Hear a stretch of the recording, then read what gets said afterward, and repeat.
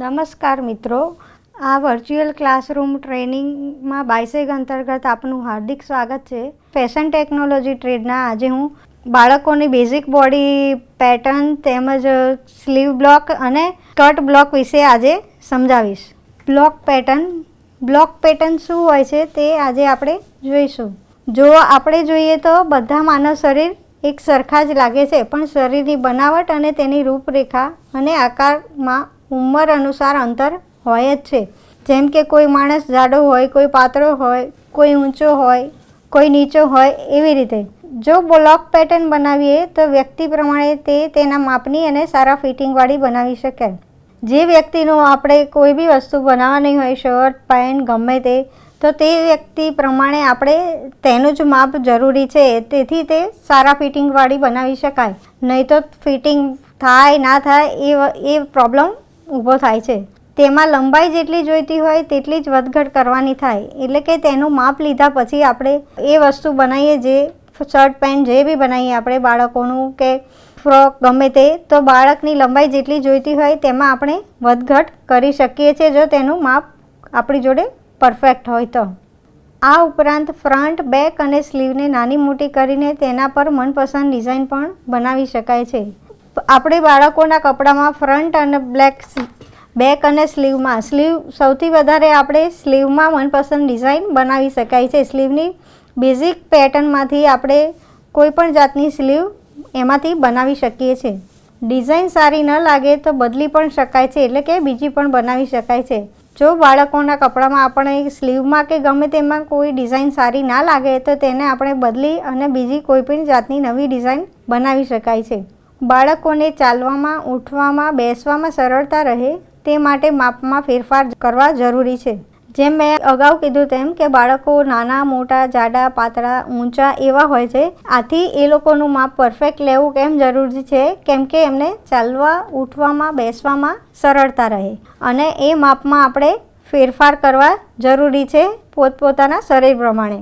Block pattern અત્યારે તો બજારમાં તૈયાર મળે જ છે.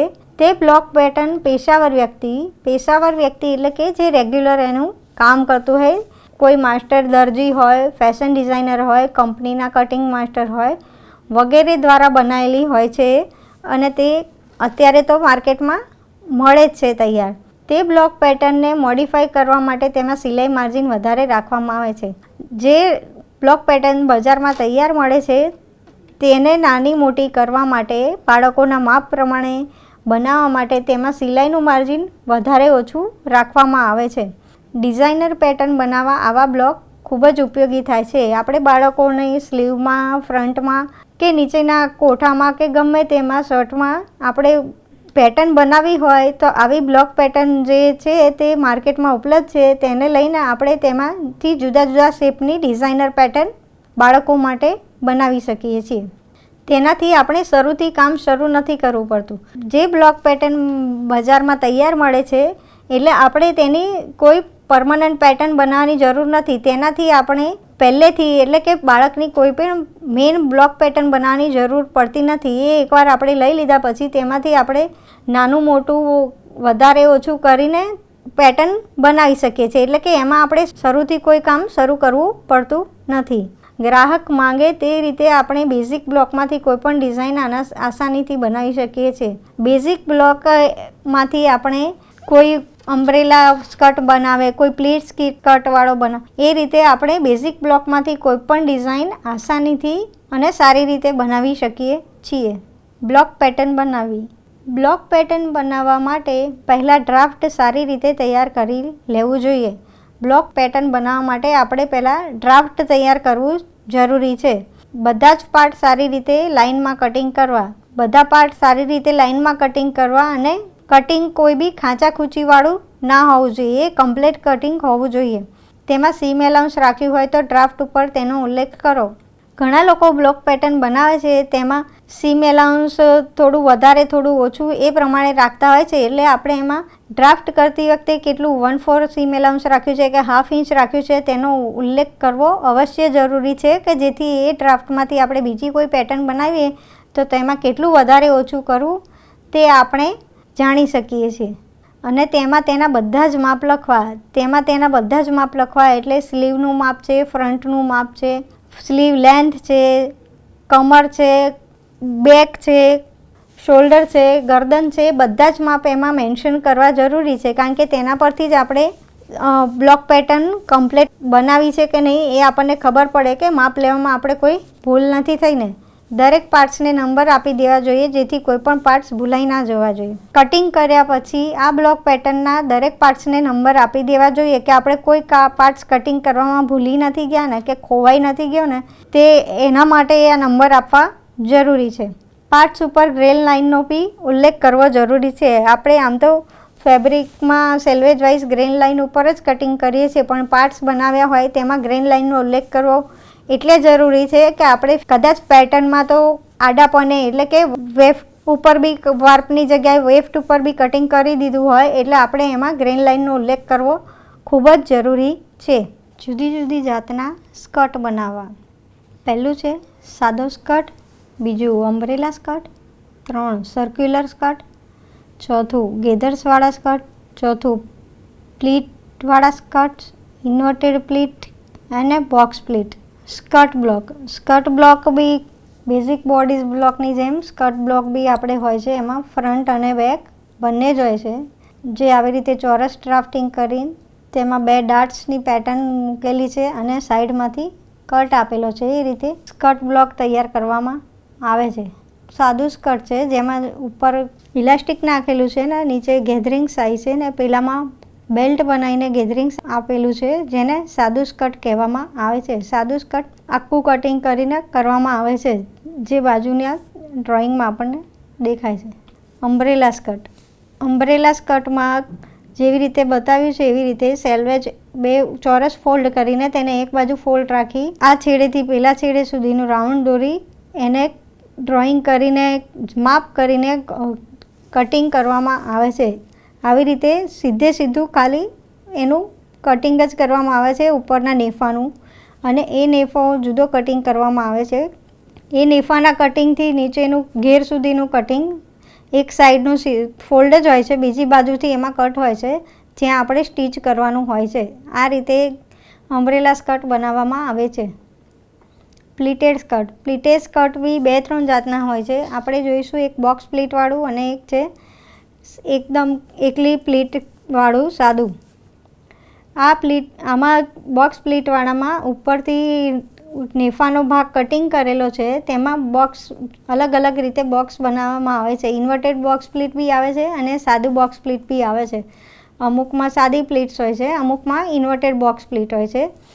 અને બાજુમાં છે જે સાદી પ્લીટવાળું નાઇફ પ્લીટવાળું સ્કર્ટ છે, તેમાં એકલી ખાલી નેફો બનાવીને એમાં સાદી પ્લીટ જ લેવામાં આવે છે, જે બધી એક સરખી હોવી જરૂરી છે. આ સિવાય એમાં એમનેમ બી ઇન્વર્ટેડ બોક્સ પ્લીટ અને પ્લેન પ્લીટ આવી રીતે એમાં એનું સ્કર્ટ બનાવવામાં આવે છે, જેનું ડ્રાફ્ટિંગ બાજુમાં બતાવવામાં આવ્યું છે. Body block. ફેશન ઇન્ડસ્ટ્રીઝમાં ઉપભોક્તાઓની પસંદ અને માંગને શીઘ્રતાથી પૂરી કરવા માટે એવી રીતો શોધવામાં આવી છે કે જેનાથી જલ્દી કાર્ય અને સારી રીતે થાય. આ માટે ડિઝાઇનરો અને પેટર્ન મેકરોના કાર્યથી કામ આસાન બનાવવાના ઉદ્દેશ્યથી બોડી બ્લોકની ખોજ કરવામાં આવી હતી. જે બોડી બ્લોકથી આપણે ફટાફટ એમાં જ બધું મોડિફાઈ કરીને નવા બીજા બોડી બ્લોક અને બીજી પેટર્નવાળા બ્લોક બનાવી શકીએ. બોડી બ્લોક દ્વારા ગાર્મેન્ટની ડિઝાઇન અને સાઇઝને તરત ફેરવી શકાય છે. બોડી બ્લોક દ્વારા ગાર્મેન્ટની ડિઝાઇન એટલે કે આપણે જોઈએ એ પ્રમાણેની ડિઝાઇન અને જોઈએ એ પ્રમાણેની સાઇઝ નાની મોટી એવી રીતે ફેરવી શકીએ છીએ અને તેને તૈયાર કર્યા પછી કટિંગ કરી લેવામાં આવે છે. તેને જ બોડી બ્લોક પેટર્ન કહે છે. એક જ બોડી બ્લોક તૈયાર કરવામાં આવે છે અને તેમાંથી જુદી જુદી જાતની ડિઝાઇનો બનાવવામાં આવે છે, પણ આ એક જે બોડી બ્લોક તૈયાર કરે છે તેને કટિંગ કર્યા પછી જે કહેવાય છે તેને જ બોડી બ્લોક પેટર્ન કહે છે. બાળકોનો બોડી બ્લોક જે રીતે આપણે આગળના લેસનમાં બી જોયું હતું કે બોડી બ્લોક શું કહેવાય. આ એનું પિક્ચર છે કે સેન્ટરમાંથી ફોલ્ડ નથી કરેલું. આમાં દેખો સેલ્વેજ એમનું એમ જ છે, આખું ડ્રાફ્ટિંગ છે. એ પ્રમાણે સ્લીવ છે, નીચે સ્કર્ટ છે આ રહ્યું છે બાળકોનું body block, childs body block, એનું આખું ડ્રાફ્ટિંગ છે. પહેલું છે ઊભા રહેવાનો ઢંગ, બોડી પોસ્ચર. માનવ શરીરમાં અલગ અલગ જગ્યા પર ઉભાર નજરે પડે છે. દરેક માણસનું શરીર એક સરખું હોતું નથી, પરંતુ દરેક વ્યક્તિને ઊભા રહેવાનો ઢંગ અલગ હોવાથી શરીરમાં ઉભાર અલગ અલગ દેખાય છે, જેને બોડી પોસ્ચર કહેવામાં આવે છે. ગાર્મેન્ટમાં તેને બોડી પોસ્ચરના નામે જાણવામાં આવે છે. તેનું સૌથી વધારે મહત્ત્વ ગાર્મેન્ટમાં જ છે, કેમ કે ઊભા રહેવાના ઢંગનો સંબંધ શારીરિક સંતુલનથી છે. જ્યારે કે વ્યક્તિના ઊભા રહેવાના ઢંગને 3 પ્રકારમાં વહેંચી શકાય છે. પહેલું છે સામાન્ય પોસ્ચર. જે વ્યક્તિના શરીરમાં કોઈ ખામી ન હોય તો તેની બ્લોક પેટર્નમાં કોઈ પણ બદલાવ લાવવાની જરૂર પડતી નથી, તેને સામાન્ય પોસ્ચર કહે છે. અને બીજું છે નમેલું પોસ્ચર. જે વ્યક્તિ નમીને ચાલે છે અથવા જે વ્યક્તિ બેસવાનું કાર્ય વધુ કરવું પડે તેનું શરીર આગળ નમી જાય છે, એવા વ્યક્તિને નમેલું પોસ્ચર એટલે સ્ટૂપિંગ પોસ્ચર કહેવામાં આવે છે. તેની રીઢની અટ્ટી પાછળની બાજુથી બહાર નીકળી જાય છે, જેને છાતી સીધી હોય છે. આવા વ્યક્તિના ગાર્મેન્ટમાં આગળની ડેપ્થ ઓફ સ્કાય ઓછી અને પાછળથી વધુ રાખવી પડે છે. એટલે આવા વ્યક્તિનું આપણે મેઝરમેન્ટ લેતી વખતે ખૂબ જ ધ્યાન રાખવું પડે છે કે એમાં કોઈ ભૂલ થાય તો એના કપડાં વ્યવસ્થિત બનતા નથી અને ફિટિંગવાળા થતા નથી. ત્રીજું છે અક્કડ પોસ્ચર, ઇરેક્ટ પોસ્ચર.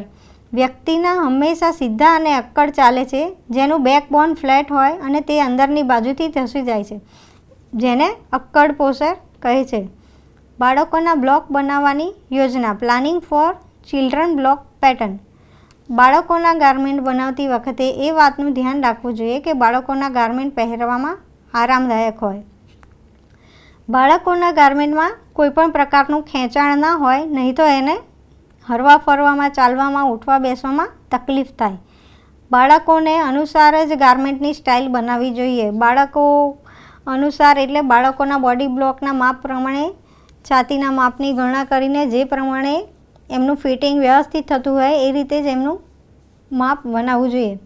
અને ટ્રાઉઝર માટે હિપના માપની ગણતરી કરવામાં આવે છે. બાળકોના ટ્રાઉઝર માટે તેના હિપના ગણતરી કરીને તેનું ટ્રાઉઝર બનાવવામાં આવે છે. બાળકોનું સ્ટાન્ડર્ડ બોડી બ્લોક. બાળકો માટેનું સ્ટાન્ડર્ડ સાઇઝનું માપ નીચે આપેલ છે. બોડી મેઝરમેન્ટ, ચેસ્ટ મતલબ છાતીની પહોળાઈ 68 + 8 એટલે 76, એના 2 ભાગ. એનાથી અડધું કરવાનું હોય તો 38/2 અને એનાથી અડધું એટલે 19/2 અને એનાથી અડધું 95/2 = 4.75. એની નેક વિડ્થ 29.5 છે. નેક બેક 4.75 પ્લસ એનું સીમ એલાઉન્સ 0.50 એટલે 5.25 ટોટલ થશે. નેક ફ્રન્ટ છે 5.25 પ્લસ 0.75 એટલે કે 6 અને એક્રોસ બેક એનું 227.2 પ્લસ 2 = 29.2. નેક ટુ વેસ્ટ છે. નેક ટુ વેસ્ટ એટલે નેક ટુ વેસ્ટનો ભાગ છે હાફ = 15. નેક ટુ વેસ્ટ આપણે 30 ગણીએ તો એનું અડધું આપણે 15 ગણવાનું. એ રીતે નેક ટુ વેસ્ટનું માપ ગણ્યું છે. Shoulder 10, neck to waist 30, across chest 15, sleeve length 65 - 10, એની લંબાઈ -10 = 55. બાળકોનું સ્લીવ બ્લોક. સ્લીવ બ્લોકનું બેઝિક પેટર્ન બાજુમાં બતાવેલી છે કે જેને સાઈડ વચ્ચેથી ફોલ્ડ કરવામાં આવે છે ચોરસ બનાવીને, પછી એમાં એનું ડ્રાફ્ટિંગ કરવામાં આવે છે. આ બેઝિક સ્લીવ પેટર્નમાંથી આપણે બાળકની ગમે તે સ્ટાઇલની, ગમે તે સાઇઝની, નાની મોટી બધી જાતની આ સ્લીવ બ્લોક પેટર્નમાંથી આપણે એને જુદી જુદી પેટર્નો નાની મોટી કરીને જાડી પાતળી ગમે તેવી લેન્થની બનાવી શકીએ છીએ. તેના માટે બાળકોનું સ્લીવ બ્લોક બનાવવો ખૂબ જ જરૂરી છે. આ આપણું બાળકોની બ્લોક પેટર્ન, સ્લીવ પેટર્ન તથા સ્કર્ટ પેટર્નનું લેસન અહીંયા સમાપ્ત થાય છે. આભાર.